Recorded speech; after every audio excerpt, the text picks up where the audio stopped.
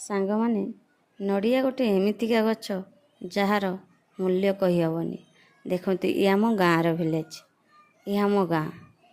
ଚାରିଆଡ଼େ ଖାଲି ନଡ଼ିଆ ହିଁ ନଡ଼ିଆ। ଏ ନଡ଼ିଆ ନୁହେଁ, ଏ ପଇଡ଼ ମାନେ ଡାବ। ଦେଖନ୍ତୁ, ଗାଁରେ ନିଅନ୍ତି କେତେ ପଇସା, ବାହାରେ ବିକ୍ରି କରନ୍ତି କେତେ ପଇସା। ତେଣୁ ନଡ଼ିଆ ଗଛ ଗୋଟେ ଏମିତି ଗଛ, ତାହେଲେ କେଉଁ ଅଂଶ ଗୋଟେ ଯେ ବାଦ ଯାଏ ସେଇଟା ଠିକ୍ ନାହିଁ। ଗଛ ଲାଗେ ଘର କରିବାରେ, ପତ୍ର ଜାଳେଣୀ ସହ ପିଞ୍ଚ କାଢ଼ି ଆମେ ଝଟା ତିଆରି କରୁଛେ, ପଇଡ଼ରୁ ପାଣି ପିଉଛେ, ନଡ଼ିଆ ପାଉଛେ।